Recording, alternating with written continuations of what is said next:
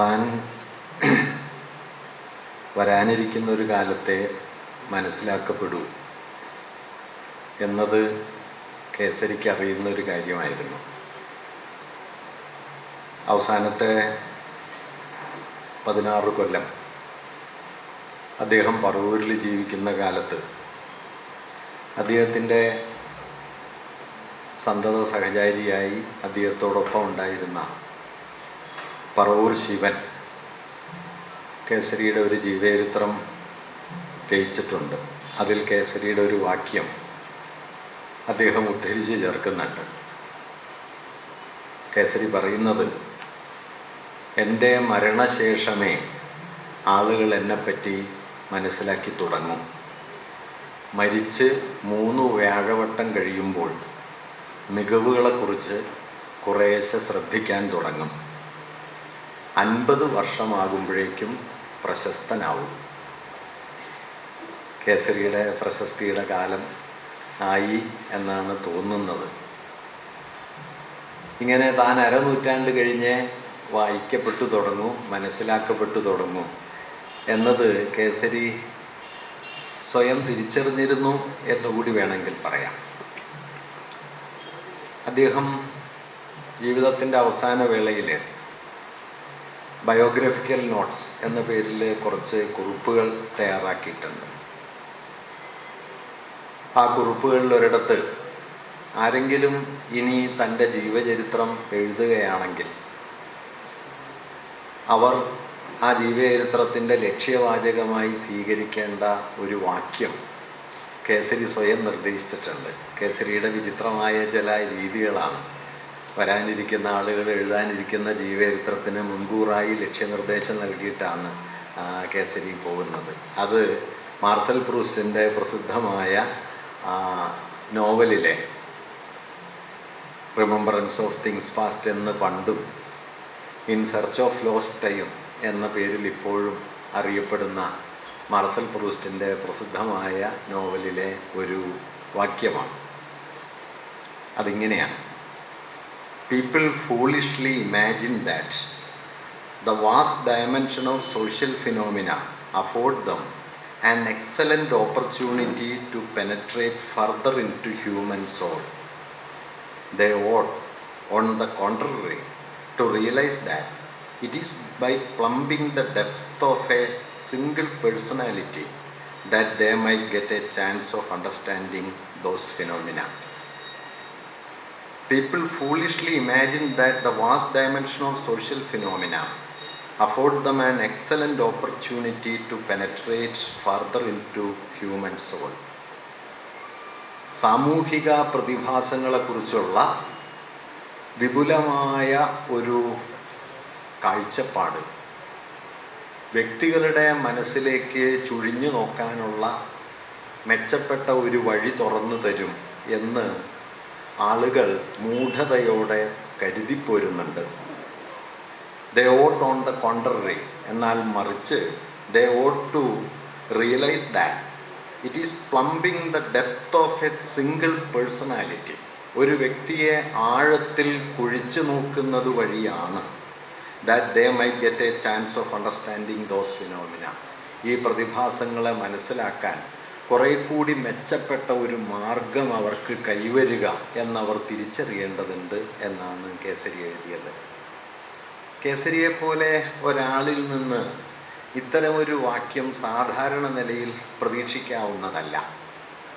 കലയുടെ സാമൂഹിക ധർമ്മത്തെക്കുറിച്ച്, മനുഷ്യരെ സമൂഹ ബന്ധങ്ങളും ചരിത്രവും രൂപപ്പെടുത്തിക്കൊണ്ടിരിക്കുന്നത് എങ്ങനെയാണ് എന്നതിനെക്കുറിച്ച് നിരന്തരം പറഞ്ഞുകൊണ്ടിരിക്കുകയും ഒരുപക്ഷെ കേരളത്തിൽ ചരിത്രപരമായ ഭൗതികമായ കലാസാഹിത്യ വിമർശനത്തിന് ഏറ്റവും മികച്ച അടിസ്ഥാനം ഉണ്ടാക്കുകയും ചെയ്ത ഒരാളായിരുന്നു കേസരി. പക്ഷെ അദ്ദേഹം ഒരു വ്യക്തിയുടെ ആത്മാവിലേക്ക് ആഴത്തിൽ ചുഴിഞ്ഞു നോക്കുന്നതാണ് ഒരു കാലത്തെ മനസ്സിലാക്കാനുള്ള മെച്ചപ്പെട്ട മാർഗം. അല്ലാതെ ഒരു വ്യക്തിയെ മനസ്സിലാക്കാൻ അയാളുടെ സാമൂഹിക പശ്ചാത്തലങ്ങളെ നോക്കുകയല്ല വേണ്ടത് എന്ന ഒരു വാക്യത്തെ തൻ്റെ ജീവചരിത്രത്തിൻ്റെ ലക്ഷ്യവാചകമായി നിർദ്ദേശിക്കുകയും ചെയ്യുന്നുണ്ട്. ഇത് കേസരിയിലെ ഒരു വൈരുദ്ധ്യമായി തോന്നാവുന്നതാണ്. കേസരി ധാരാളം വൈരുദ്ധ്യങ്ങളിൽ ജീവിച്ച ഒരാളാണ്. അദ്ദേഹം കലാമണ്ഡലത്തിന് വേണ്ടി പിരിവ് നടത്താൻ തുഞ്ചത്തെഴുത്തച്ഛൻ്റെ മുദ്രയും കാവി ഖദറും ധരിച്ച് പണപ്പിരിവിനിറങ്ങാൻ വള്ളത്തോൾ തീരുമാനിച്ച സമയത്ത് അതിനെതിരെ മുഖപ്രസംഗം എഴുതിയ ആളാണ് കേസരി. അതിൽ കേസരി പറഞ്ഞത്, ഈ കാവി എന്നത് മതത്തിൻ്റെ ചിഹ്നമാണ്. തുഞ്ചത്തെഴുത്തച്ഛനാകട്ടെ ഭക്തിയെ ആളുകളിലേക്ക് എത്തിച്ചൊരാളാണ്. തങ്ങളെ ചൂഷണം ചെയ്യുന്ന മതത്തെ, ആ മതബോധത്തെ ആളുകളിലേക്ക് പ്രചരിപ്പിച്ച ഒരാളുടെ മുദ്രയും വഹിച്ച് ആ സാമാന്യ ജനങ്ങൾക്കുള്ളിലേക്ക് തന്നെ, അടുത്തേക്ക് തന്നെ പണപ്പിരിവിനായി പോകരുത്. അതുപോലെ തന്നെ ഖദർ ധരിച്ച് പണപ്പിരിവിനിറങ്ങരുത്. ഖദർ ദേശീയ വസ്ത്രമാണ്, അത് കലയ്ക്ക് ദേശീയതയൊന്നുമില്ല, അതുകൊണ്ട് ഖദർ ധരിച്ച് പണപ്പിരിവിനിറങ്ങരുത് എന്ന് അദ്ദേഹം പറഞ്ഞിരുന്നു. എങ്കിലും കേസരി അവസാനം വരെ ഖദറാണ് ധരിച്ചിരുന്നത്. അതുപോലെ തന്നെ തനിക്ക് ഏറ്റവും പ്രിയപ്പെട്ട 4 വരികൾ അദ്ദേഹത്തോട് ഒരു ഇൻ്റർവ്യൂവിൽ ചോദിച്ച സമയത്ത് എഴുത്തച്ഛൻ്റെ മഹാഭാരതം കിളിപ്പാട്ടിലെ വീണിതല്ലോ കിടക്കുന്നു ധരണിയിൽ ശോണിതവും അണിഞ്ഞയ്യോ ശിവശിവ എന്ന് തുടങ്ങുന്ന ഗാന്ധാരി വിലാപമാണ് താൻ വായിച്ചതിൽ ഏറ്റവും വിലപിടിച്ച, ഏറ്റവും മഹിമയുറ്റ വരികൾ.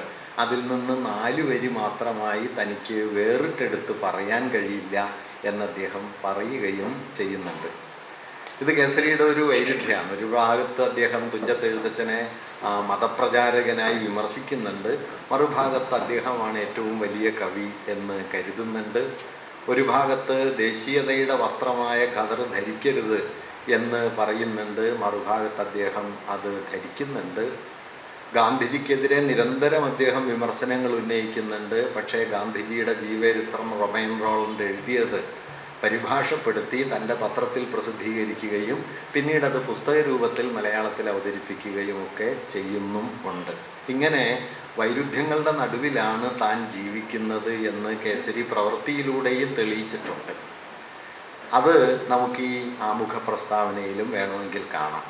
ഒരർത്ഥത്തിൽ ഞാൻ കരുതുന്നത് കേസരിയുടെ ഈ വാക്യം, ആ ഒരു വിശദീകരണം കേസരിയുടെ സമകാലികത എന്നൊരാശയവുമായി ബന്ധമുള്ളതാണ് എന്ന് കരുതുന്നു. സമകാലികത എന്ന് പറയുന്നത് വർത്തമാനകാലത്തിൽ ജീവിക്കലല്ല. നമ്മുടെ കാലത്തെ വലിയ ചിന്തകന്മാരിൽ ഒരാളായ അകമ്പൻ കണ്ടംപററിനെസ്, സമകാലികത്വം എന്നൊരാശയം അവതരിപ്പിക്കുന്നുണ്ട്. അദ്ദേഹം സമകാലികതയെ വിശദീകരിക്കുന്നത് മറ്റൊരു നിലയിലാണ്. അദ്ദേഹം പറയുന്നത്, contemporariness is a singular relationship with one's own time which adheres to it and at the same time keeps a distance from it. ഒരാൾ തൻ്റെ കാലത്തോട് പുലർത്തുന്ന സാമീപ്യവും ആഭിമുഖ്യവും അതേസമയം അതിൽ നിന്നുള്ള അയാളുടെ അകലവും ഒരുമിച്ച് നിൽക്കുന്നതാണ് സമകാലികത എന്നാണ്. ഇത് വർത്തമാനത്തിൽ ജീവിക്കുന്നതിൽ നിന്ന് വ്യത്യസ്തമാണ്. തുടർന്ന് അദ്ദേഹം പറയുന്നു, more precisely it is the relationship with time that adheres to it through a disjunction and anachronism. വിച്ഛേദത്തിലൂടെയും കാലവൈപരീത്യങ്ങളിലൂടെയും ഒരു കാലത്തോട് ഒരാൾ ബന്ധപ്പെടുന്ന രീതിയാണ് സമകാലികത. ഇത് വൈരുദ്ധ്യം നിറഞ്ഞൊരാശയമാണ്. മറ്റൊരാൾ അതിനെ കുറച്ചുകൂടി വിശദീകരിച്ചിട്ടുള്ളത്, ആരാണ് സമകാലികൻ എന്നതിൻ്റെ ഇക്കാലത്തെ ഒരു വിശദീകരണം. The contemporary is who firmly holds his or her gaze on his or her own time so as to perceive not its light but rather its darkness. തൻ്റെ കാലത്തിൻ്റെ വെളിച്ചത്തെ കാണാനല്ല, തൻ്റെ കാലത്തിലെ ഇരുട്ടിനെ കാണാൻ അതിലേക്ക് സൂക്ഷിച്ചു നോക്കുന്ന ഒരാൾ ആണ് സമകാലികൻ. All eras for those who experience contemporariness are obscure. സമകാലികത അനുഭവിക്കുന്ന ആർക്കും ഏത് കാലവും അവരുടെ മുമ്പിൽ അവ്യക്തമോ സങ്കീർണമോ ആയിരിക്കും. The contemporary is the person who knows how to see things see this obscurity, who is able to write by depth of the present. വർത്തമാനത്തിൻ്റെ അവ്യക്തതയിൽ മഷിമുക്കി എഴുതാൻ കെൽപ്പുള്ള, വർത്തമാനത്തിൻ്റെ അവ്യക്തതയിലേക്ക് കാഴ്ച കൊണ്ടുപോകാൻ കെൽപ്പുള്ള, അതിൻ്റെ ഇടർച്ചകളിൽ കണ്ണെത്തുന്ന, അതിൻ്റെ പ്രകാശങ്ങളിൽ എന്ന പോലെ അതിൻ്റെ ഇരുട്ടിലും കണ്ണു ചെല്ലുന്ന ഒരാളാണ് ഈ സമകാലികതയുള്ള ആൾ. വർത്തമാനത്തിൽ ജീവിക്കലല്ല, വർത്തമാനത്തിൽ ജീവിച്ചുകൊണ്ട് തന്നെ അതിൽ നിന്ന് അകന്നു നിൽക്കുന്ന, വർത്തമാനത്തിൻ്റെ വെളിച്ചത്തേക്കാൾ അതിൻ്റെ ഇരുട്ടിനെ കാണുന്ന, അതിനൊക്കെ ആ ഇരുട്ടിലേക്കും അവ്യക്തതയിലേക്കും സൂക്ഷിച്ചു നോക്കാൻ കെൽപ്പുള്ള ഒരാളാണ് സമകാലികൻ എന്ന് അകമ്പനെ പോലെ ഒരാൾ നിരീക്ഷിക്കുന്നുണ്ട്. ഈ പ്രഭാഷണ പരമ്പരയ്ക്ക് സമകാലികതയുടെ സഞ്ചാരങ്ങൾ എന്നൊരു ശീർഷകം നൽകുന്നത് ഈ അർത്ഥത്തിൽ കൂടിയാണ്. തൻ്റെ കാലത്തിൽ ജീവിക്കുകയും ആ കാലത്തിൻ്റെ പ്രകാശഭാസുരമായ സന്ദർഭങ്ങളെ ആവിഷ്കരിക്കുകയും ഒപ്പം തന്നെ അതിലെ വൈരുദ്ധ്യങ്ങളെ തിരിച്ചറിയുകയും ഒടുവിൽ ആ കാലബന്ധങ്ങൾക്ക് പുറത്തേക്ക് കടക്കാൻ ശ്രമിക്കുകയും ചെയ്ത, ആ നിലയിൽ തന്നെ തിരുത്തിക്കൊണ്ടിരുന്ന, തന്നിലെ തന്നെ വൈരുദ്ധ്യങ്ങളിൽ ജീവിച്ചുകൊണ്ടിരുന്ന ഒരാളായിരുന്നു കേസരി ബാലകൃഷ്ണപിള്ള എന്നാണ് ഞാൻ പറയാൻ ശ്രമിക്കുന്നത്. പത്രപ്രവർത്തകൻ എന്ന നിലയിൽ കേസരിയുടെ ദൗത്യം മിക്കവാറും ജ്ഞാനോദയത്തിൻ്റെയും ആധുനികതയുടെയും മൂല്യങ്ങളെ മലയാളിയുടെ മുമ്പിൽ ഉറപ്പിച്ചെടുക്കലായിരുന്നു. അത് അദ്ദേഹം തൻ്റെ 3 പത്രങ്ങളിലൂടെ ധീരമായി നിറവേറ്റുകയുണ്ടായി. 3 പത്രങ്ങളും കൂടി ചേർന്ന് ഏതാണ്ട് 9 വർഷവും അല്പമാത്രം ദിവസങ്ങളുമാണ് കേസരി പത്രാധിപരായി ജീവിച്ചത്.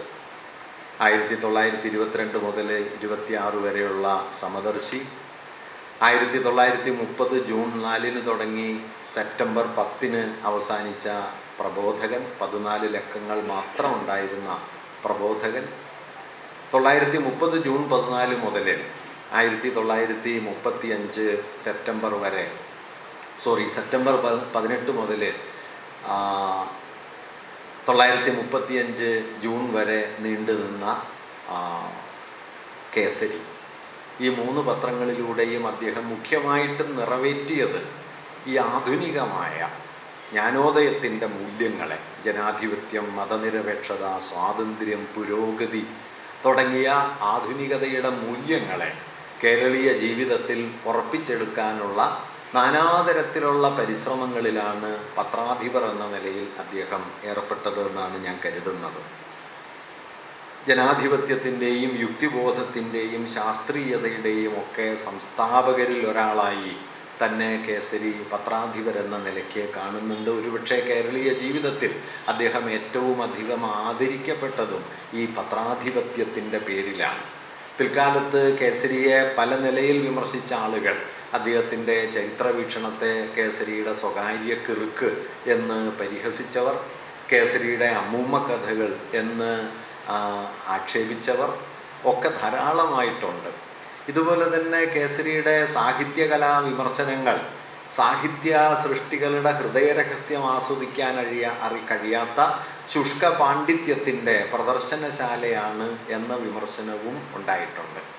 അതുകൊണ്ട് കേസരിയിൽ സാർവത്രികമായി സമ്മതിക്കപ്പെട്ടത് എന്താണെന്ന് ചോദിച്ചാൽ അദ്ദേഹത്തിൻ്റെ പത്രാധിപ ജീവിതമാണ്. നാടുവാഴ്ത്തത്തോടും രാജവാഴ്ചയോടുമെല്ലാം ധീരമായി പോരാടി ധാരാളം പ്രാതികൂല്യങ്ങളെ നേരിട്ട് അവയ്ക്ക് മുമ്പിലൊക്കെ തലയുയർത്തി നിന്ന നമ്മുടെ കാലത്തെ ഏറ്റവും വലിയ പോരാളികളിൽ ഒരാളായി കേസരി പത്രജീവിതത്തിൽ നിന്ന് കണ്ടെടുക്കാവുന്നതേയുള്ളൂ. ഈ പത്രാധിപരാണ് കേരളത്തിൽ ഏറ്റവും കൂടുതൽ മാനിക്കപ്പെട്ടത്. പത്രാധിപത്വത്തെ മുൻനിർത്തിയാണ് അദ്ദേഹത്തിന് സ്മാരകങ്ങളും അദ്ദേഹത്തിന് ആശംസകളും ഒക്കെ ഉണ്ടായത്. വേണമെങ്കിൽ ഓർക്കാവുന്ന കാര്യം 1937 EMSൻ്റെ ജീവൽ സാഹിത്യ സംഘത്തെക്കുറിച്ചുള്ള ലേഖനങ്ങൾ വന്ന അതേ വർഷത്തിൽ തന്നെ കേസരി ജീവൽ സാഹിത്യ സംഘത്തെക്കുറിച്ച് 3 ദീർഘമായ പ്രബന്ധങ്ങൾ എഴുതുന്നുണ്ട്. ആ പ്രബന്ധങ്ങളിൽ ഒന്നിൽ അദ്ദേഹം സമദർശിയുടെ കോളങ്ങളിൽ ഞാൻ ഇതിനെക്കുറിച്ച് പരാമർശിച്ചിട്ടുണ്ട് എന്ന് പറയുന്നുമുണ്ട്. ആ സമദർശി ലേഖനം നിർഭാഗ്യവശാൽ നമുക്ക് കണ്ടുകിട്ടിയിട്ടില്ല. കിട്ടുകയാണെങ്കിൽ അതിൻ്റെ ഒരു സാധ്യത 1937 ജീവൽ സാഹിത്യം എന്ന ലേഖനം വരുന്നതിനും ഏതാണ്ട് ഒരു വ്യാഴവട്ടമെങ്കിലും മുമ്പ് കേസരി അത്തരം ഒരാശയം അവതരിപ്പിച്ച് കഴിഞ്ഞിട്ടുണ്ട് എന്നുള്ളതാണ്. സമദർശി ലേഖനം നമ്മുടെ മുമ്പിലില്ല. എന്തായാലും ഇങ്ങനെ പുരോഗമന സാഹിത്യം എന്ന ആശയത്തെയും അതുപോലെ അതിൻ്റെ വിശദാംശങ്ങളെയും ഒക്കെ അവതരിപ്പിച്ച കേസരി തന്നെ നേരത്തെ മാഷ് ഇവിടെ വിശേഷിപ്പിച്ച പോലെ പുരോഗമന സാഹിത്യ പ്രസ്ഥാനത്തിൻ്റെ തന്നെ വലിയ വിമർശനങ്ങൾ ഏറ്റുവാങ്ങിയാണ് മുമ്പോട്ട് പോയത്. അങ്ങനെ കേസരിയുടെ സാഹിത്യ കലാനിരൂപണം പൊതുവെ അക്കാലത്ത് ആദരിക്കപ്പെട്ടില്ല. പിൽക്കാലത്ത് അദ്ദേഹത്തിൻ്റെ വിജ്ഞാന പാരമ്പര്യമൊക്കെ ആദരിക്കപ്പെട്ടപ്പോഴും അദ്ദേഹത്തിൻ്റെ സൗന്ദര്യാഭിരുചി വളരെ പരിമിതപ്പെട്ട ഒന്നായിരുന്നു എന്നാണ് കരുതിപ്പോകുന്നത്. അദ്ദേഹത്തിൻ്റെ ചരിത്ര ഗവേഷണമാകട്ടെ അദ്ദേഹത്തെ തീർത്തും ഒരു നമ്മുടെ സമകാലിക ജ്ഞാനത്തിൻ്റെ മുഖ്യധാരയ്ക്ക് പൂർണ്ണമായും പുറത്താക്കുകയും ചെയ്തു. അങ്ങനെ നോക്കിയാൽ കേസരിയുടെ വിചാര ജീവിതത്തിൽ ഈ 3 പ്രതലങ്ങളുണ്ട് എന്നാണ് ഞാൻ കരുതുന്നത്. ഒന്ന്, അദ്ദേഹം പത്രാധിപരായി ജീവിച്ച കാലം. 2, അദ്ദേഹം സാഹിത്യകലാ വിമർശകൻ എന്ന നിലയിൽ പ്രവർത്തിച്ച ലോകം. 3, 1940-കൾക്ക് ശേഷം അദ്ദേഹം ഏതാണ്ട് പൂർണ്ണമായും തൻ്റെ ജീവിതം സമർപ്പിച്ച ചരിത്ര ഗവേഷണം. ഇതിൽ ആദ്യത്തേതിൽ കേസരി ആധുനികതയുടെയും ജ്ഞാനോദയ മൂല്യങ്ങളുടെയും ഒരു പ്രചാരകനും അവതാരകനുമായിരുന്നെങ്കിൽ, സാഹിത്യകലാ വിമർശനത്തിൽ ആധുനികത ജന്മം നൽകിയ കലാസാഹിത്യ സങ്കല്പങ്ങളുടെ വൈരുദ്ധ്യങ്ങളെ പ്രകാശിപ്പിക്കാനും പകരം കലയെ ഒരു നിർമ്മാണ സാമഗ്രിയായി കാണുന്ന ഒരു കാഴ്ചപ്പാടിനെ അവതരിപ്പിക്കാനുമാണ് കേസരി ശ്രമിച്ചത് എന്നാണ് എനിക്ക് തോന്നുന്നത്. നവലോകത്തിൻ്റെ പ്രസിദ്ധമായ അവതാരികയിൽ കേസരി പറയുന്നൊരു വാക്യം, ഇന്ന് രൂപപ്പെടുന്ന നവലോകത്തിൻ്റെ നിർമ്മിതിയിൽ കലയ്ക്കും ചില പങ്കുകൾ നിറവേറ്റാനുണ്ട് എന്നാണ്.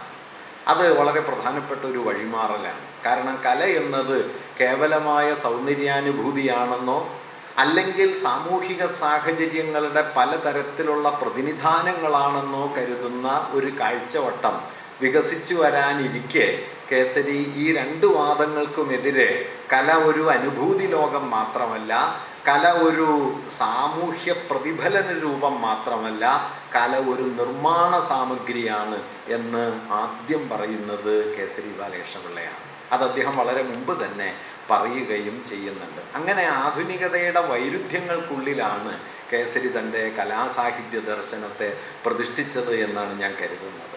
പിന്നീട് ചരിത്ര ഗവേഷണത്തിലേക്ക് എത്തുമ്പോഴാകട്ടെ അദ്ദേഹം ഈ ആധുനികതയുടെ യുക്തികളെ, അതിൻ്റെ യുക്തിബോധം, അതിൻ്റെ ദേശരാഷ്ട്ര സങ്കല്പം, അതിൻ്റെ ഭൂതകാല ക്രമീകരണങ്ങൾ, അതിൻ്റെ തെളിവ് സാമഗ്രികൾ, അതിൻ്റെ വിഭാവനക്രമങ്ങൾ, ഇതിനെ മുഴുവൻ മറികടക്കുന്ന ഒരുപക്ഷെ ആധുനികതയുടെ പുറത്ത് സ്വയം നിലകൊള്ളുന്ന ഒരാളായിട്ട് കേസരി മാറിത്തീരുകയും ചെയ്യുന്നുണ്ട്. അങ്ങനെ ഒരു ജീവിതത്തിൽ തന്നെ പല ജീവിതങ്ങൾ ജീവിച്ച് തീർത്ത ഒരു ദൈക്ഷണിക തലം കേസരിയുടെ ജീവിതത്തിനുണ്ട് എന്നാണ് തിരിഞ്ഞു നോക്കുമ്പോൾ ഒരുപക്ഷെ നമുക്ക് കാണാൻ കഴിയുന്ന കാര്യം. അതിലിന്ന് മുഖ്യമായും കേസരിയുടെ പത്രാധിപ ജീവിതത്തെയും പത്രാധിപ ജീവിതത്തോടൊപ്പം ചേർന്ന് അദ്ദേഹത്തിൻ്റെ വ്യക്തി ജീവിതത്തെയും സംബന്ധിക്കുന്ന കുറച്ച് കാര്യങ്ങൾ വിശദീകരിക്കാനാണ് ഞാൻ മുതിരുന്നത്.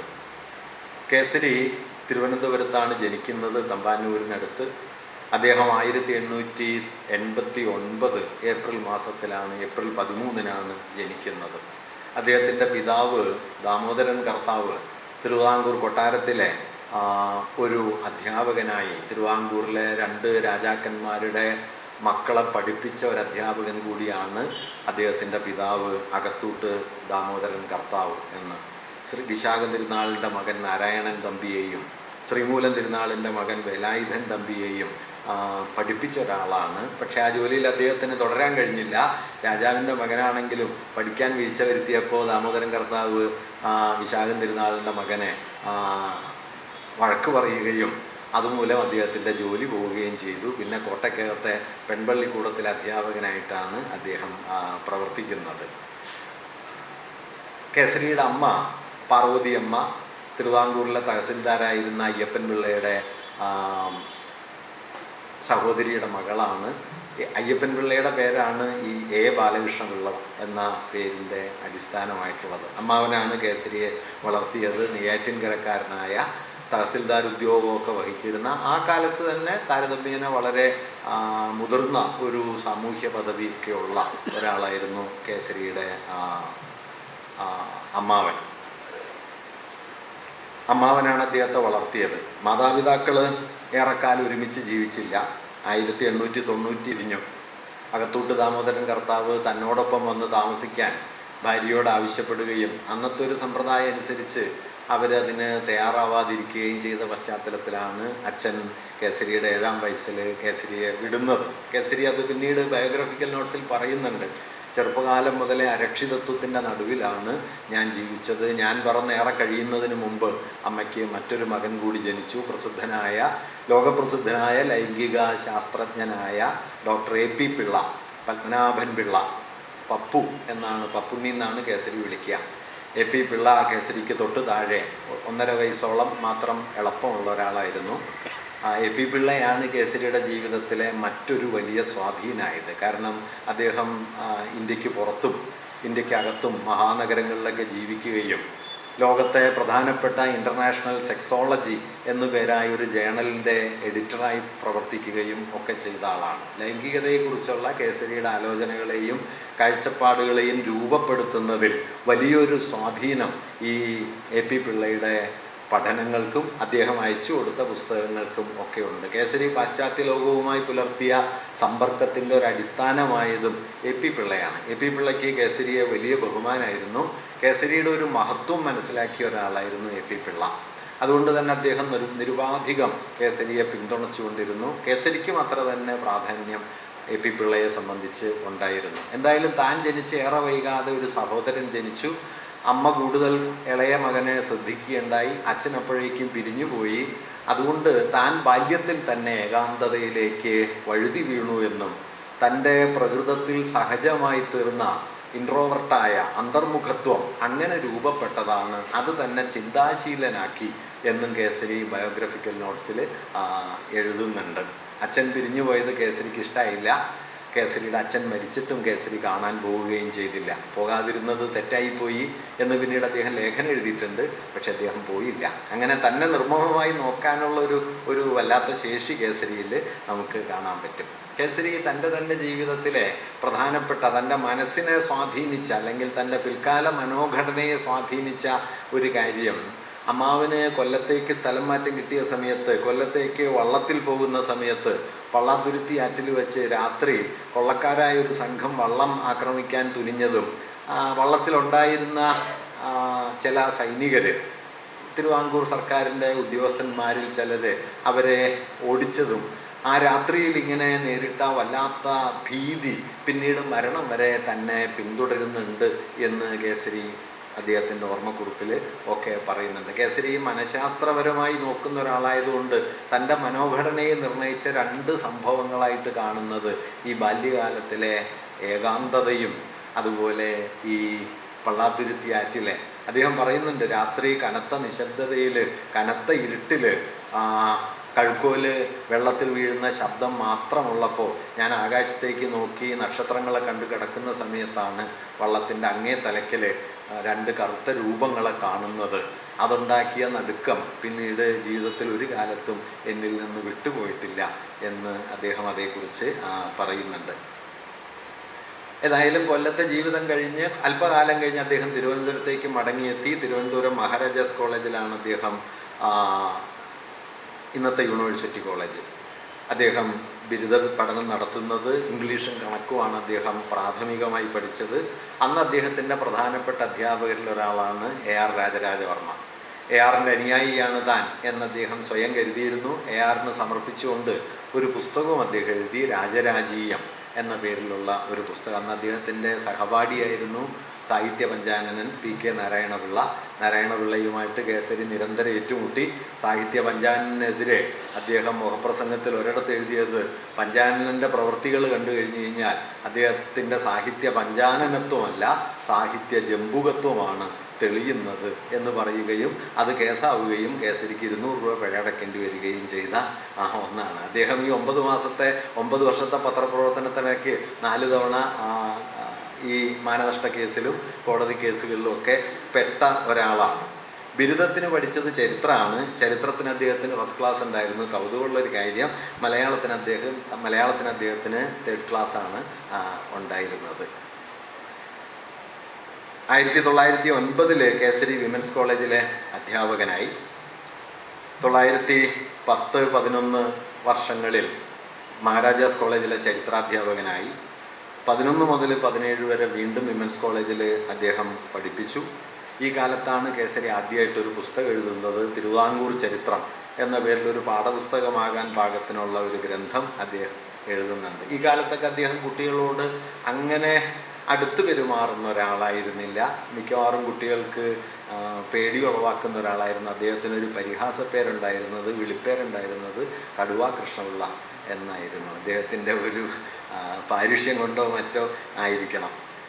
കോളേജ് അധ്യാപനത്തിൻ്റെ ഇടയിൽ അദ്ദേഹം നിയമബിരുദത്തിന് പഠിച്ചു. 1910-ലും 11-ലും നിയമപഠനത്തിന് ചേരാൻ വേണ്ടി പരീക്ഷ എഴുതി തോറ്റുപോയി. 12-ൽ അദ്ദേഹം പരീക്ഷയിൽ വിജയിച്ചു. പിന്നീട് അദ്ദേഹം 13-14 കാലഘട്ടത്തിൽ നിയമബിരുദം നേടുകയും 2ാം ക്ലാസ്സോടെ പാസ്സാവുകയും ചെയ്തു. 1917 തൻ്റെ 28ാമത്തെ വയസ്സിൽ കേസരി വിവാഹിതനായി. വടക്കമ്പറവൂരിലാണ് അദ്ദേഹത്തിൻ്റെ ഭാര്യയായ ഗൗരിക്കുട്ടി അമ്മ, അവരെ ചെല്ലമ്മ എന്നാണ് വിളിച്ചിരുന്നത്, അവരെ വിവാഹം കഴിച്ചത്. 1917 അദ്ദേഹം വിവാഹം കഴിച്ചു. അദ്ദേഹത്തിൻ്റെ വിവാഹം കഴിഞ്ഞ് അദ്ദേഹത്തിൻ്റെ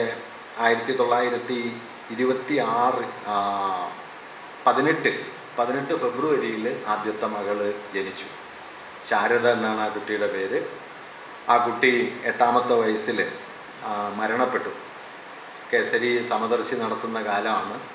വലിയ ദാരിദ്ര്യത്തിൻ്റെയും, കേസരി അതേക്കുറിച്ചൊരു വാചകം എഴുതിയിട്ടുണ്ട്. അദ്ദേഹത്തിൻ്റെ ജീവചരിത്രകാരനായ KP ശങ്കരമേനോൻ ആ വാക്യം ഉദ്ധരിച്ച് ചേർത്തിട്ടുണ്ട്. അത് ആ കുട്ടിയെ ഞാൻ നിറഞ്ഞ വാത്സല്യത്തോടെ ആദ്യമായി ചുംബിച്ചത് അവളുടെ തണുത്തു മരവിച്ച ജഡത്തിന്മേലാണ് എന്നാണ് ആ വാക്യം. കേസരിയുടെ ജീവിതകാലത്ത് കേസരി അതേക്കുറിച്ച് പറയുന്ന ഒരു കാര്യം എന്താണെന്ന് വെച്ചാൽ, ഞാൻ പൊതുവെ സമൂഹത്തോടും സാമൂഹികമായ കാര്യങ്ങളോടുമാണ് താല്പര്യം പുലർത്തിയിരുന്നത്. അതുകൊണ്ട് വ്യക്തിപരമായ സ്നേഹം നിലനിർത്തുന്നതിൽ ഞാൻ വിജയിച്ചിരുന്നില്ല എന്നൊരു കാര്യം അദ്ദേഹം പറയുന്നുണ്ട്. ബയോഗ്രഫിക്കൽ നോട്ട്സിൽ അദ്ദേഹം ഇതേക്കുറിച്ച് പറയുന്നത്, tenderness and affection for humanity in general and not for particular persons can be expressed in other words an absence of affectionate nature. മനുഷ്യവംശത്തോട് ആകമാനമുള്ള സ്നേഹം പ്രത്യേക വ്യക്തികളോടുള്ള സ്നേഹമില്ലായ്മയായി അനുഭവപ്പെടാനുള്ള സാധ്യതയുണ്ട്. My deep absorption in thought always made me selfish, unfeeling and ungrateful in the primary sense of those words. ചിന്തയിലെ ആണ്ടുമുഴുകൽ എന്നെ വികാരശൂന്യനും സ്വാർത്ഥനും നന്ദിയില്ലാത്തവനുമാക്കി മാറ്റിയിട്ടുണ്ട്. പിന്നെ ഒരു ജാമ്യം പോലെയാണ് അദ്ദേഹം പറയുന്നത്, in the primary sense of that words. ആ വാക്കുകളുടെ പ്രാഥമിക അർത്ഥത്തിൽ ഞാൻ ഇങ്ങനെയൊക്കെ ആയിരുന്നു എന്ന് പറയുന്നുണ്ട്. ഇത് കേസരിയുടെ വികാര ജീവിതത്തിലെ, വ്യക്തി ജീവിതത്തിലെ ഒരു സവിശേഷ സ്വഭാവമാണ്. ആഴമേറിയ ഒരു സാമൂഹിക താല്പര്യങ്ങളും യാതന അനുഭവിക്കുന്ന മനുഷ്യരോടുള്ള വലിയ കരുതലും എല്ലായ്പ്പോഴും ഉണ്ടായിരുന്നെങ്കിലും അദ്ദേഹത്തിൻ്റെ വ്യക്തിബന്ധങ്ങളിലൊന്നും അത് ഏതെങ്കിലും നിലയിൽ റിഫ്ലക്റ്റ് ചെയ്തിട്ടുണ്ടായിരുന്നില്ല എന്നതും ഒരു കാര്യമാണ്. മകളുടെ മരണം അങ്ങനെ 8ാം വയസ്സിലുണ്ടാകുന്നു. തൻ്റെ ജീവിതത്തിലെ ഏറ്റവും വലിയ ആഘാതങ്ങളിലൊന്നായി പിന്നീട് അദ്ദേഹം അതേക്കുറിച്ച് പലപാട് ഓർമ്മിക്കുകയും ചെയ്യുന്നുണ്ട്. രണ്ടാമതൊരു പെൺകുട്ടി കൂടി അദ്ദേഹത്തിന് ജനിച്ചു. ആ പെൺകുട്ടി 30ാം ദിവസം തന്നെ മരണപ്പെടുകയും ചെയ്തു. 1917 അദ്ദേഹം വക്കീൽ ജോലിയിലേക്ക് പ്രവേശിച്ചു. കുറച്ചു കാലമാണ് വക്കീൽ പണിയെടുത്തത്. സിവിൽ കേസുകളാണ് അദ്ദേഹം കൈകാര്യം ചെയ്തത്. കൊല്ലം സെഷൻസ് കോടതിയിലാണ് ഒരു കൊലപാതക കേസിൽ അദ്ദേഹം ഹാജരായത്. അവിടെ വച്ചാണ് സാക്ഷികളെ കൊണ്ട് കള്ളമൊഴി പറയിക്കുന്നതും സാക്ഷികളെ പല നിലയിൽ സ്വാധീനിക്കുന്നതും കേസ് പിടിച്ചെടുക്കാനുള്ള പരിശീലിപ്പിക്കുന്ന ഈ വസ്ത്രം ഇനിമേലിൽ ഞാൻ ധരിക്കുന്നില്ല എന്ന് പറഞ്ഞ് അദ്ദേഹം വക്കീൽ പണി അവസാനിപ്പിക്കുകയാണ് ചെയ്തത്. 1922 അദ്ദേഹം പത്രാധിപരായി. അതിനിടയിൽ 1920-21 കാലത്താണ് അദ്ദേഹം സാഹിത്യ പഠനത്തിലേക്ക് തിരിയുന്നത്. പാശ്ചാത്യ സാഹിത്യത്തെക്കുറിച്ചും ഫ്രഞ്ച് ഭാഷയും പഠിക്കാനായിട്ട് കേസരി ആരംഭിക്കുന്നത് 1920-21 കാലത്താണ്. കേസരിയുടെ ജീവിതത്തെ ആകമാനം നോക്കിയാൽ അദ്ദേഹത്തിൻ്റെ ഫ്രഞ്ച് ഭാഷാ പഠനമാണ് വലിയ തോതിൽ അദ്ദേഹത്തെ അദ്ദേഹത്തിൻ്റെ വിചാര ജീവിതത്തെ ആകെ മാറ്റിമറിച്ച ഒരു സംഭവം എന്ന് പറയാം. അത് അദ്ദേഹത്തിൻ്റെ ഒരു സുഹൃത്ത് വീരകുമാരൻ എന്നു പേരുള്ള ഒരു സുഹൃത്ത്, വീരകുമാരൻ നമ്മുടെ തിരുവാങ്കൂറിലെ സംഗീതത്തെക്കുറിച്ചൊക്കെ വിസ്തരിച്ചെഴുതിയ ടി ലക്ഷ്മണൻ പിള്ളയുടെ മകൻ കൂടിയാണ് വീരകുമാരൻ. മ്യൂസിക് ഓഫ് ട്രാവൻകൂർ എന്ന പ്രശസ്തമായ ഗ്രന്ഥം ലക്ഷ്മണൻ പിള്ളയുടെയാണ്, അദ്ദേഹത്തിൻ്റെ മകനാണ്. വീരകുമാരൻ വഴിയാണ് ഫ്രഞ്ച് സാഹിത്യത്തിലേക്ക് കേസരി എത്തിയത്. ഫ്രഞ്ച് സാഹിത്യത്തിലേക്കുള്ള കടക്കലാണ് വാസ്തവത്തിൽ ഇംഗ്ലീഷിനപ്പുറത്തേക്ക് കടക്കാൻ കേസരിക്ക് വഴി തുറന്നു കൊടുത്തത്. ഇംഗ്ലീഷിനപ്പുറത്തേക്കുള്ള കടക്കൽ കേസരിയെ മറ്റൊരു യൂറോപ്പിനെ കണ്ടെത്താൻ പ്രേരിപ്പിക്കുകയും ചെയ്തു. വാസ്തവത്തിൽ കേസരിയെ മനസ്സിലാക്കാൻ ശ്രമിക്കുമ്പോൾ എനിക്ക് തോന്നുന്നൊരു കാര്യം, അത് ദിലീപ് മേനോൻ അദ്ദേഹത്തിൻ്റെ പ്രധാനപ്പെട്ട പഠനങ്ങളിൽ ഒന്നിൽ സൂചിപ്പിക്കുന്ന ഒരു കാര്യമുണ്ട്. കേസരി കണ്ടെത്തിയ യൂറോപ്പ് വാസ്തവത്തിൽ ബ്രിട്ടൻ ആധിപത്യമുള്ള യൂറോപ്പല്ല.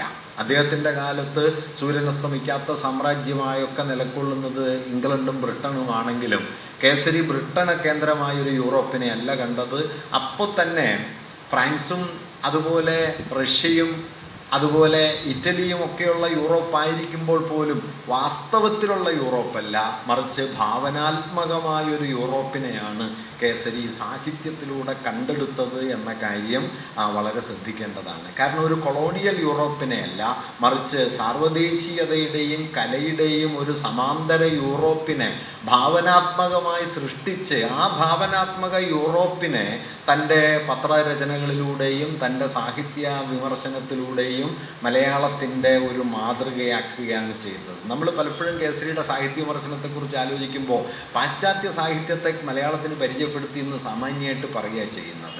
വാസ്തവത്തിൽ പാശ്ചാത്യ സാഹിത്യത്തെ അങ്ങനെ വെറുതെ പകർത്തി വയ്ക്കുകയോ പരിചയപ്പെടുത്തുകയല്ല കേസരി ചെയ്തത് എന്നത് വളരെ കൂടുതൽ നാം ശ്രദ്ധാപൂർവം കാണേണ്ട ഒരു കാര്യമാണ്. നാളത്തെ ചർച്ചയിൽ അത് നമുക്ക് വിശദമായിട്ട് പറയാം.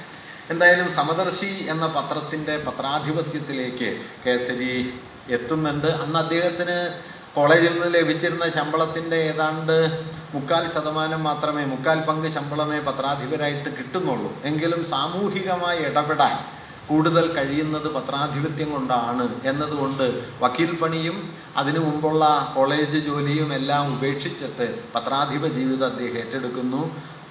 സമദർശി എന്നു പേരായ അന്നത്തെ കുളക്കുന്നത്ത് രാമൻ മേനോൻ എന്ന ഒരാളുടെ ഉടമസ്ഥതയിലായിരുന്നു പത്രം. രാമൻ മേനോൻ്റെ പത്രാധിപര് കുന്നത്ത് ജനാർദ്ദന മേനോൻ, അദ്ദേഹവും പത്രോടമയും തമ്മിലുള്ള തർക്കം വന്ന സമയത്താണ് കേസരി പത്രാധിപത്യം സ്വീകരിക്കുന്നത്. പത്രാധിപരായി അദ്ദേഹം ചുമതലയേൽക്കുമ്പോൾ തൻ്റെ പത്രാധിപ പ്രവർത്തനത്തിൽ ഒരു നിലയിലും ഉടമയുടെ അഭിപ്രായം കടന്നു വരരുത് എന്ന് ആവശ്യപ്പെട്ടുകൊണ്ടാണ്, ആ വ്യവസ്ഥയിലാണ് അദ്ദേഹം പത്രാധിപത്യം സ്വീകരിക്കുന്നത്. രാമൻ മേനോൻ ഇടപെട്ടിരുന്നില്ല.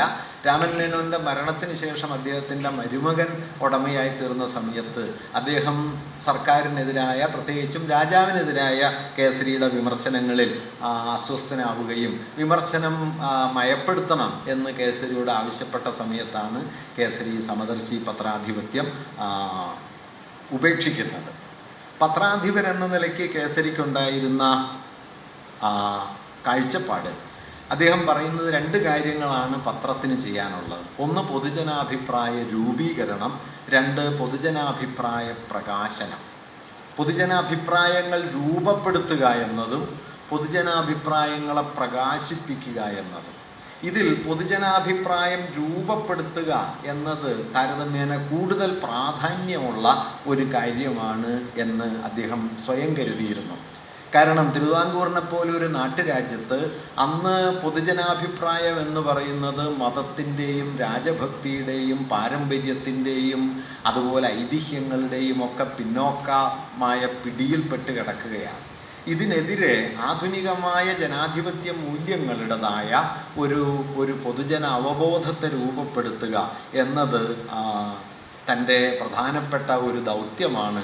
അതുകൊണ്ട് പൊതുജനാഭിപ്രായങ്ങളെ പ്രകാശിപ്പിക്കുന്നതോടൊപ്പം തന്നെ അതിനേക്കാൾ കവിഞ്ഞ പ്രാധാന്യം അഭിപ്രായ രൂപീകരണം എന്നതിന് വേണം എന്ന് അദ്ദേഹം കരുതുകയും അദ്ദേഹത്തിൻ്റെ മുഖപ്രസംഗങ്ങളിലൂടെയൊക്കെ അദ്ദേഹം അത് നിറവേറ്റുകയും ചെയ്തിട്ടുണ്ട്.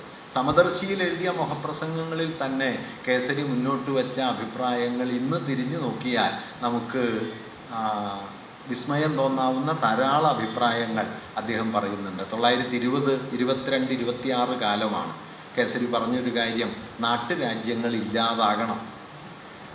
അന്ന് പൊന്നുതമ്പുരാൻ തിരുമനസ്സുകൊണ്ട് എന്നെല്ലാം പറയുന്നൊരു കാലത്ത് കേസരി പറഞ്ഞത് നാട്ടുരാജ്യങ്ങൾ ഇല്ലാതാകണം, ഭൂപ്രഭുക്കന്മാർക്ക് നിയമസഭയിലുള്ള പ്രത്യേകമായ മണ്ഡലങ്ങൾ എടുത്തു കളയണം, അതുപോലെ ഭൂമി ഏറ്റെടുത്ത് പൊതുവായി വിതരണം ചെയ്യണം, ഐക്യകേരളം എന്ന ആശയം ശക്തിപ്പെടുത്തണം, ബാങ്കുകൾ ദേശസാൽക്കരിക്കണം, ജനാധിപത്യത്തിൻ്റെ മാതൃകയായി തിരഞ്ഞെടുക്കപ്പെട്ടവരുടെ ഭൂരിപക്ഷത്തെ പരിഗണിക്കുന്ന ഗ്രീക്ക് മാതൃകയല്ല സ്വീകരിക്കേണ്ടത്, മറിച്ച് തിരഞ്ഞെടുക്കപ്പെട്ടവരെ തിരിച്ചു വിളിക്കാൻ അവകാശമുള്ള സ്വിറ്റ്സർലൻഡിൻ്റെ മാതൃകയാണ് സ്വീകരിക്കേണ്ടത് എന്ന് അദ്ദേഹം സമദർശിയിൽ എഴുതുന്നുണ്ട്. ഉത്തരവാദ പ്രക്ഷോഭം തിരുവിതാംകൂറിൽ ആലോചിക്കപ്പെടുന്നതിന് മുമ്പ് തന്നെ നിയമസഭയോട് പ്രതിബദ്ധമായ ഉത്തരവാദ ഭരണ സംവിധാനം ഉണ്ടാകേണ്ടതാണ് എന്ന് അദ്ദേഹം എഴുതുകയും ചെയ്തു.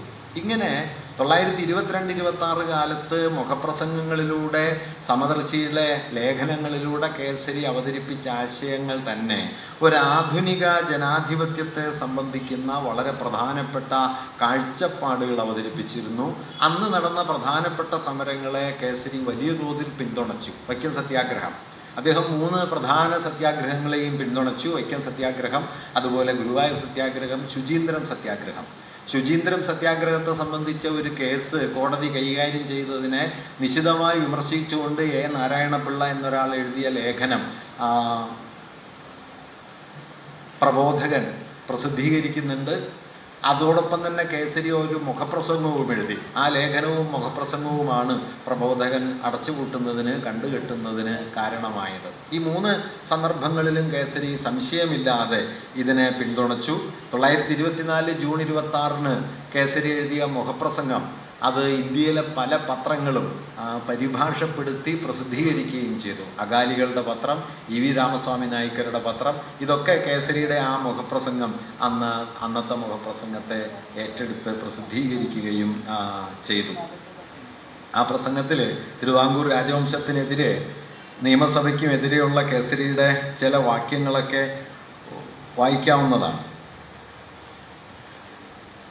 വഴിനടപ്പ് അവകാശത്തിന് വേണ്ടിയുള്ള പ്രമേയം അവതരിപ്പിച്ച സമയത്ത് അത് നിയമസഭ ചർച്ച ചെയ്ത് തള്ളിക്കളഞ്ഞു.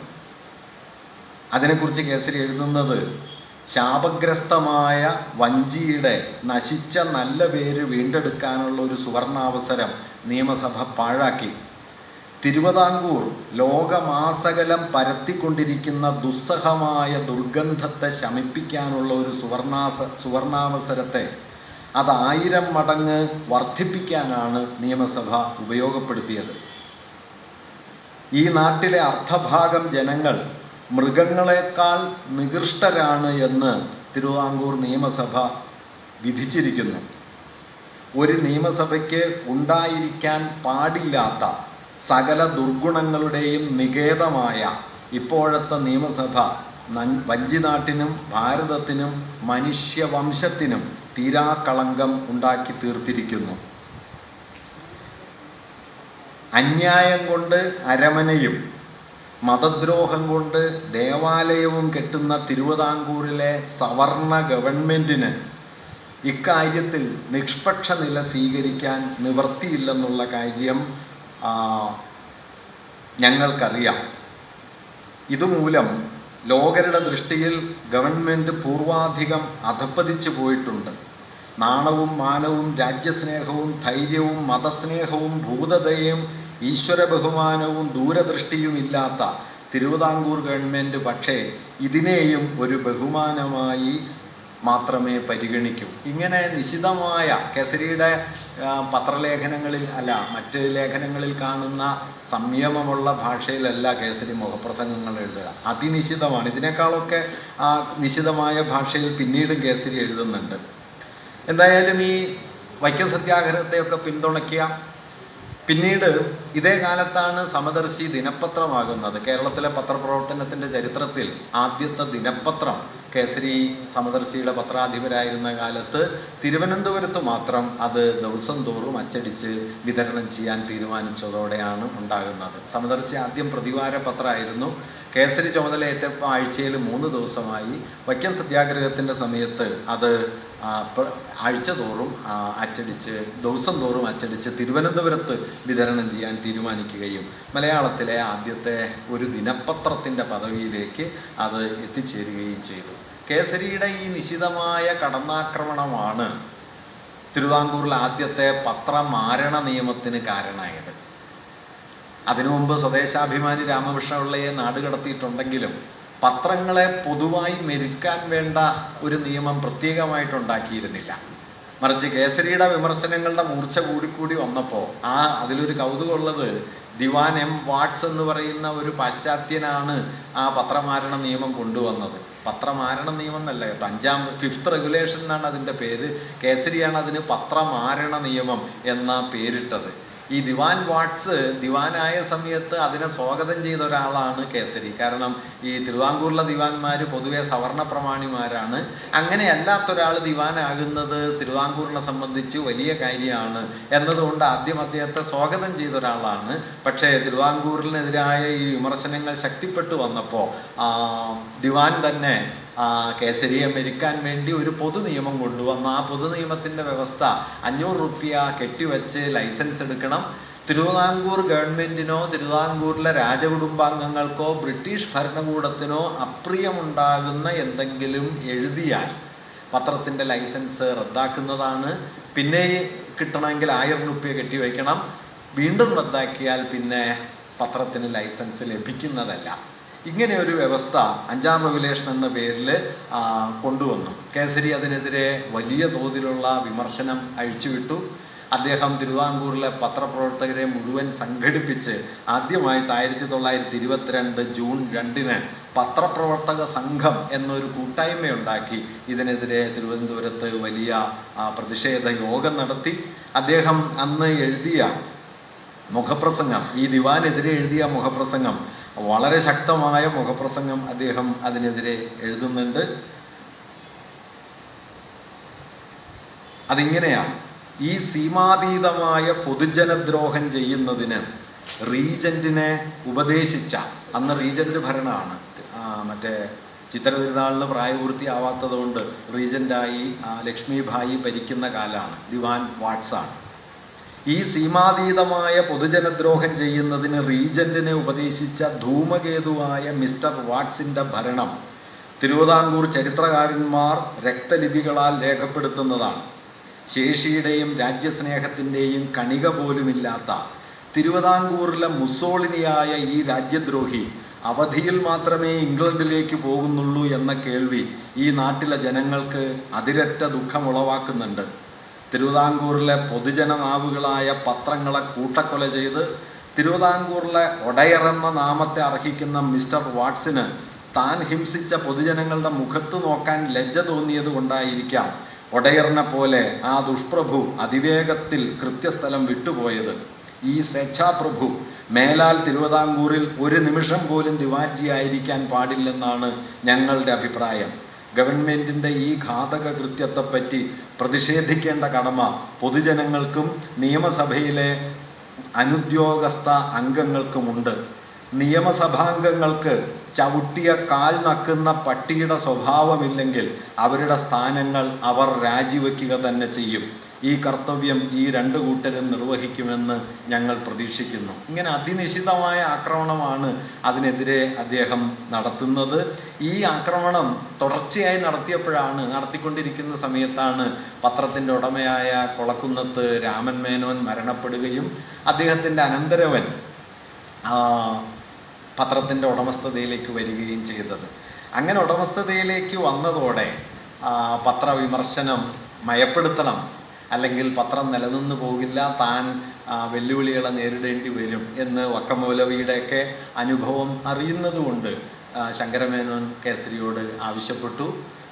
കേസരി രാമൻ മേനോനുമായുള്ള എഗ്രിമെൻറ്റിൻ്റെ കാര്യം അദ്ദേഹത്തെ ഓർമ്മിപ്പിക്കുന്നു. പത്രനയത്തിൽ ഇടപെടില്ല എന്ന അടിസ്ഥാനത്തിലാണ് താൻ ചുമതലയേറ്റത് എന്ന കാര്യം അദ്ദേഹം ഓർമ്മിപ്പിക്കുന്നു. പക്ഷേ ശങ്കരമേനോൻ അതിന് വഴങ്ങാൻ തയ്യാറായില്ല.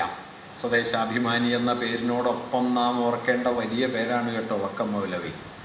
കാരണം വക്കം മൗലവിയെ പോലൊരു പത്രാധിപരില്ലായിരുന്നുവെങ്കിൽ സ്വദേശാഭിമാനിയെ പോലെ ഒരു പത്ര ഉടമയില്ലായിരുന്നുവെങ്കിൽ സ്വദേശാഭിമാനിയെ പോലെ ഒരു പത്രാധിപർ അന്ന് ഉണ്ടാവുക സാധ്യമേ അല്ലായിരുന്നു.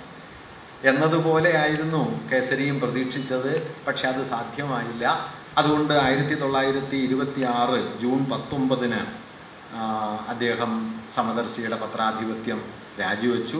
4 വർഷവും 1 മാസവും നീണ്ടു നിന്നതായിരുന്നു കേസരിയുടെ ഒന്നാമത്തെ പത്രാധിപ ജീവിതം.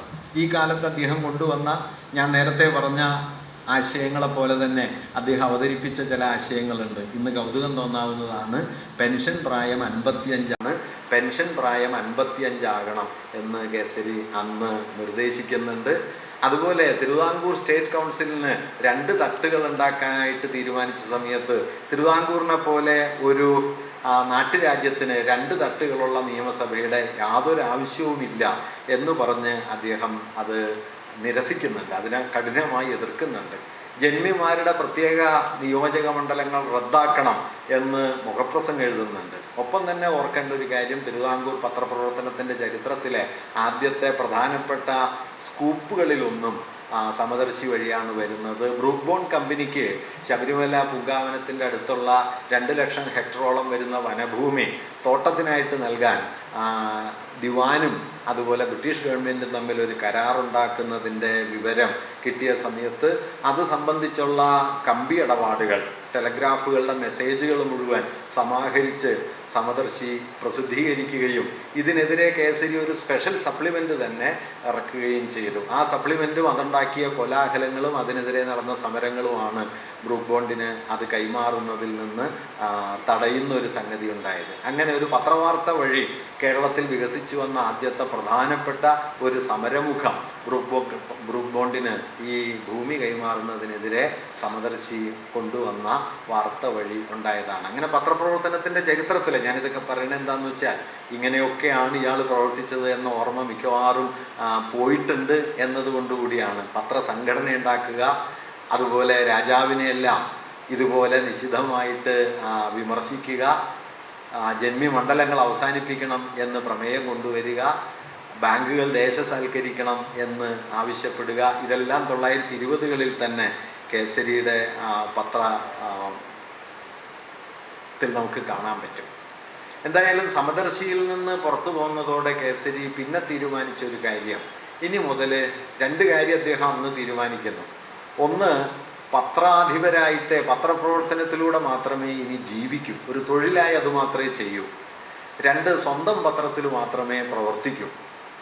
അങ്ങനെ സ്വന്തം പത്രത്തിൽ മാത്രമേ പ്രവർത്തിക്കൂ എന്ന് തീരുമാനിക്കുകയും പത്രപ്രവർത്തനം തൊഴിലായിട്ട് സ്വീകരിക്കുകയുള്ളൂ എന്ന് പറയുകയും ചെയ്തതോടെ കേസരിക്ക് സ്വന്തം പത്രം തുടങ്ങേണ്ടതായ ഒരു സ്ഥിതിയായി. സ്വന്തം പത്രം തുടങ്ങാൻ കേസരിയുടെ കയ്യിൽ യാതൊരു നിക്ഷേപം ഉണ്ടായിരുന്നില്ല. കേരളത്തിൽ എന്നല്ല, ഇന്ത്യയിൽ എവിടെയും കേട്ടുകേൾവിയില്ലാത്ത ഒരു സംരംഭത്തിന് കേസരി തുടക്കം കുറിച്ചു. 26 മുതൽ 30 വരെ അദ്ദേഹം തിരുവിതാംകൂറിലുടനീളവും മലയായിലും സിംഗപ്പൂരുമൊക്കെ അദ്ദേഹം ഒറ്റയ്ക്ക് നടന്ന് പണം പിരിച്ചു. അങ്ങനെ പണം പിരിച്ച് അദ്ദേഹം ഒരു പത്രം നടത്താനുള്ള പണം ശേഖരിക്കുന്നു. 1926 മുതൽ 26 ഓഗസ്റ്റ് മുതൽ 29 ഓഗസ്റ്റ് വരെ തിരുവിതാംകൂറിൽ നടന്ന് അദ്ദേഹം പണം പിരിച്ചു. 29 മലയായിലും സിംഗപ്പൂരിലുമൊക്കെ ഏതാണ്ട് 9 മാസക്കാലം സഞ്ചരിച്ച് പണം പിരിച്ചു. അങ്ങനെ കൈവന്ന പണമെല്ലാം ചേർത്തിട്ടാണ് 1930 ജൂൺ 4 അദ്ദേഹം പ്രബോധകൻ എന്ന പേരിലൊരു പത്രം പ്രസിദ്ധീകരിച്ചത്. പ്രബോധകനിൽ ഇതിൻ്റെ കണക്കൊക്കെ കൊടുത്തിട്ടുണ്ട്. അതായത് തിരുവിതാംകൂറിൽ നിന്ന് തനിക്ക് കിട്ടിയത് 4740 രൂപ 4 അണയാണ്. മലയായിൽ നിന്ന് കിട്ടിയത് $2192. $100 153 രൂപ എന്ന കണക്കിന് അത് 3853 രൂപ വരും. അങ്ങനെ 8093 രൂപ 4 അണ വരുമാനമുണ്ട്. പണപ്പിരിവിനായി 4 വർഷം സഞ്ചരിച്ചതിൻ്റെ ചെലവ് 1917 രൂപ 4 അണയാണ്. ബാക്കി 6776 രൂപ കയ്യിലുണ്ട്. സംഭാവന തന്നവർക്കെല്ലാം പത്രം കൃത്യമായിട്ട് അയച്ചു തരുന്നതാണ്. പത്രം ലാഭമാകുന്ന മുറയ്ക്ക് സംഭാവന നൽകിയവർക്ക് പണമെല്ലാം തിരിച്ചു നൽകും എന്നുമൊക്കെ അദ്ദേഹം പ്രഖ്യാപിച്ചു. മദ്രാസിൽ നിന്ന് തിരിച്ചു വന്നതിന് ശേഷം മദ്രാസിൽ പോയി ഡബിൾ ഡമ്മി സിലിണ്ടർ പ്രസ് വാങ്ങി 1930 ഏപ്രിൽ 22 പ്രസ് പ്രവർത്തനം തുടങ്ങി. പ്രസ്സിന് അദ്ദേഹം ഇട്ട പേര് മരിച്ചുപോയ മകളുടെ പേരാണ് ശാരദ. അങ്ങനെ ശാരദ പ്രസ് തുടങ്ങി. 1930 ജൂൺ 4 പ്രബോധകൻ ആരംഭിച്ചു. എല്ലാ ബുധനാഴ്ച തോറുമാണ് അത് ആരംഭിച്ചത്. ഒരു കാര്യം കൂടി സന്ദർഭികമായിട്ട് പറയാം. ശാരദാ പ്രസ്സിൽ ആദ്യമായിട്ട് അച്ചടിച്ച ലഘുലേഖ, പത്രം അച്ചടിക്കുന്നതിന് മുമ്പ് പ്രസ് പ്രവർത്തിച്ചു തുടങ്ങി. അച്ചടിച്ച ലഘുലേഖ TS രാമസ്വാമി ഉപ്പ് സത്യാഗ്രഹത്തിൻ്റെ പ്രചരണാർത്ഥം ഇറക്കിയ ഒരു ലഘുലേഖയാണ്. ഇവിടെ ഒരു കാര്യം കൂടി ഉണ്ട് കേട്ടോ. ഈ മീററ്റ് ഗൂഢാലോചന കേസിൽ കമ്മ്യൂണിസ്റ്റുകാർ പ്രതിയായി തീർന്ന സമയത്ത് മീററ്റ് ഗൂഢാലോചന കേസിലെ പ്രതികൾ പുറപ്പെടുവിച്ച പ്രസ്താവന മലയാളത്തിൽ പരിഭാഷപ്പെടുത്തി കേസരി സ്വന്തം പ്രസ്സിൽ അച്ചടിച്ച് വിതരണം ചെയ്യുന്നുണ്ട്. NC ശേഖറാണ് അദ്ദേഹത്തിന് അത് കൊണ്ടു കൊടുക്കുന്നത്. ശേഖറിൽ നിന്ന് കിട്ടിയത് അദ്ദേഹം വിവർത്തനം ചെയ്ത് അദ്ദേഹം അത് അച്ചടിക്കുകയും ഒക്കെ ചെയ്യുന്നുണ്ട്. പ്രബോധകൻ്റെ പ്രസ്താവന ഒരു പത്രാധിപത്യത്തെ സംബന്ധിച്ച് പ്രധാനപ്പെട്ട ഒരു കാര്യമാണ്. കേസരി ആ പ്രസ്താവനയിൽ പറയുന്നത്, ഒരു പുതിയ പത്രം വന്നിരിക്കുന്നു, പത്രങ്ങളുടെ എണ്ണം വർദ്ധിക്കുന്നത് നല്ലതാണോ എന്നതിനെക്കുറിച്ച് ധാരാളം ചർച്ചകൾ ഇപ്പോൾ നടക്കുന്നുണ്ട്. പത്രങ്ങളുടെ എണ്ണം കൂടുന്നതല്ല, മറിച്ച് ഉള്ള പത്രങ്ങൾ ശക്തിപ്പെടുന്നതാണ് കുറെ കൂടി നല്ലത് എന്ന അഭിപ്രായമുണ്ട്. കേസിൽ അതേക്കുറിച്ച് പറയുന്നത് ഇങ്ങനെയാണ്: പാശ്ചാത്യ ലോകത്തിലെ പത്രപ്രവർത്തനത്തിൽ ദേശാഭിമാനികളായ നിരൂപകർ കാണുന്ന മൗലികമായ ന്യൂനത പത്രപ്രവർത്തനം, അതായത് പൊതുജനാഭിപ്രായ പ്രകടനവും അതിൻ്റെ രൂപവൽക്കരണവും സാധിച്ചു കൊടുക്കുന്ന പ്രവൃത്തി അല്പം ചില കോടീശ്വരന്മാരുടെ കൈവശം വന്ന് കേന്ദ്രീകരിക്കുന്നതാകുന്നു. ഇത് 1930-ലാണ്. ഇതിൽ നിന്ന് പത്രപ്രവർത്തനത്തിൻ്റെ വ്യവസായ ഭാവത്തിന് ചില ഗുണങ്ങൾ ലഭിക്കുന്നുണ്ടെങ്കിലും ഗൗരവതരങ്ങളായ ദൂഷ്യങ്ങൾ ഇതിനുണ്ട്. തങ്ങൾക്ക് ലഭിച്ചിരിക്കുന്ന ഉഗ്രശക്തിയെ ഇവർ സ്വകാര്യ സാധ്യത്തിനായി വിനിയോഗിച്ച് നാടിനും നാട്ടാർക്കും അപരിഹാര്യങ്ങളായ ദോഷങ്ങൾ ഉണ്ടാകുന്നു. അതുകൊണ്ട് സ്വതന്ത്ര പത്രങ്ങളുടെ സംഖ്യ വർദ്ധിക്കുന്നത് കണ്ടാൽ നാം സന്തോഷിക്കുക തന്നെയാണ് വേണ്ടത്. വാസ്തവത്തിൽ ഇത് മർമ്മസ്പർശിയായ ഒരു കാര്യമാണ്. കാരണം ലോകത്ത് പത്രക്കുത്തകകൾ വികസിച്ചു വരുന്നതിനും വളരെ മുമ്പ് തന്നെ കേസരി ഒരു അപകടം കാണുന്നുണ്ട്. കാരണം ഒരു മൂലധന ശക്തിയായി പത്രം മാറുകയും തങ്ങളുടെ കയ്യിലുള്ള അഭിപ്രായ രൂപീകരണത്തിൻ്റെ സാധ്യതയെ കാര്യസാധ്യത്തിനായി ഉപയോഗിക്കുകയും ചെയ്യുക വഴി പത്രങ്ങൾ തന്നെ അവയുടെ ഒരു പൊതുമണ്ഡലത്തിൻ്റെ പദവിയിൽ നിന്ന് മൂലധന പ്രവർത്തനത്തിൻ്റെ മണ്ഡലം എന്നതിലേക്ക് വഴിമാറുന്നു. പിന്നീട് ഹേബർമാസൊക്കെ പബ്ലിക് സ്ഫിയറിന് സംഭവിക്കുന്ന തകർച്ചയെക്കുറിച്ച് ഈ പത്രങ്ങളെ മുൻനിർത്തി ആലോചിക്കുമ്പോൾ ഇതേ ആശയം പറയുന്നുണ്ട്. അതുകൊണ്ട് പുതിയ പത്രങ്ങൾ ഉണ്ടായി വരുന്നതാണ് പത്രത്തിൻ്റെ അടിസ്ഥാന ദൗത്യത്തിന് നല്ലത്. പൊതുജനാഭിപ്രായ രൂപീകരണം, പൊതുജനാഭിപ്രായ ആവിഷ്കാരം, ഇതിനെ നിലനിർത്താൻ പത്രങ്ങളുടെ ധനകേന്ദ്രീകരണം ഒഴിവാകണം എന്നൊരു കാഴ്ചപ്പാട് കേസരി അതിൽ പറയുന്നുണ്ട്. തുടർന്ന് അദ്ദേഹം പല കാര്യങ്ങളും പറയുന്നു. അതിലൊരു കാര്യം, ഒരു സാഹിത്യകാരനോ സാഹിത്യ നിരൂപകനോ വേണ്ടത് ഒരു ജഡ്ജിയുടെ നിഷ്പക്ഷമായ നിലയാണെങ്കിൽ ഒരു പത്രാധിപർക്ക് വേണ്ടത് ഒരു വക്കീലിൻ്റെ നിലയാണ്. അത് ജനങ്ങൾക്ക് വേണ്ടിയുള്ള വാദമാണ് പത്രം നടത്തേണ്ടത്. തൻ്റെ പത്രത്തിൽ 4 കാര്യങ്ങളാണ് നടത്തുക എന്ന് കേസരി പറയുന്നു. 1 രാഷ്ട്രീയ വിമർശനം, 2 ശ്രദ്ധിക്കേണ്ട കാര്യമാണ് സാഹിത്യകലാ നിരൂപണം, 3 നവീന ശാസ്ത്ര പ്രചരണം, 4 വിശ്വസാഹിത്യ പ്രചരണം. ഇങ്ങനെ ഒരു പത്രം വിഭാവനം ചെയ്യുമ്പോൾ ഈ ആശയത്തിന് വലിയ പ്രാധാന്യമുണ്ട്. കാരണം പിന്നീട് നമ്മൾ നോക്കിയാൽ കേരളത്തിലെ ആദ്യഘട്ടത്തിൽ തന്നെ ഈ കലയെ എന്ന് പറയുന്നതിനെ വളരെ പ്രധാനപ്പെട്ട ഒന്നായി കരുതുകയും ഒരു സമൂഹത്തിൻ്റെ രൂപീകരണത്തിന് വലിയ പ്രാധാന്യമുള്ള ഒന്നാണ് കലയുടെ ലോകം എന്ന് കരുതുകയും ചെയ്ത ഒരാളാണ് കേസരി. എന്തായാലും ഈ പ്രബോധകൻ വരുന്നു, 14 ലക്കമേ അത് പുറത്തു വന്നുള്ളൂ. ശുചീന്ദ്രം സത്യാഗ്രഹത്തെ സംബന്ധിച്ച് ഒരു കേസ് വന്നു. ആ കേസ് കോടതി കൈകാര്യം ചെയ്ത രീതിക്കെതിരെ കേസരി മുഖപ്രസംഗം എഴുതി ഒരു വലിയ ലേഖനവും കൊടുത്തു. അതേ ചൊല്ലി ഒരു ക്വാർട്ടർലിഷ്യ കേസ് വന്നു. ക്വാർട്ടർലിഷ്യ കേസ് കേരളത്തിലെ ഒരു പത്രവുമായി ബന്ധപ്പെട്ട ഒരു ഫുൾ ബെഞ്ചിലേക്ക് ഒരു ക്വാർട്ടർലിഷ്യ കേസ് പോകുന്നത് ആ കേസാണ്. അതിൽ കേസരിക്ക് 200 രൂപ പിഴയും 2 മാസം തടവും ശിക്ഷ വിധിക്കപ്പെടുകയും ചെയ്തു. അങ്ങനെ ശിക്ഷ വിധിക്കപ്പെട്ടതിന് തൊട്ട് പിന്നാലെ പ്രബോധകൻ അടച്ചുപൂട്ടിക്കൊണ്ട് ഗവൺമെൻറ് ഉത്തരവിട്ടു. 14 ലക്കം മാത്രമാണ് ഈ 4 വർഷക്കാലം നാട് മുഴുവൻ നടന്ന് പണം പിരിച്ചുണ്ടാക്കിയ പണം കൊണ്ട് കേസരി തുടങ്ങിയ പ്രബോധകൻ പ്രവർത്തിച്ചത്. 1930 സെപ്റ്റംബർ 10 പത്രം ഇറങ്ങി അല്പനേരം കഴിയുമ്പോൾ, വൈകുന്നേരമാണ് ഇറങ്ങുക, പത്രം ഇറങ്ങിയ ആളുകൾ അത് വാങ്ങി നിൽക്കുന്ന സമയത്ത് പത്രം അടച്ചുപൂട്ടിക്കൊണ്ടുള്ള തിരുവിതാംകൂർ ഗവൺമെൻറ്റിൻ്റെ ഉത്തരവ് വന്നിരുന്നു.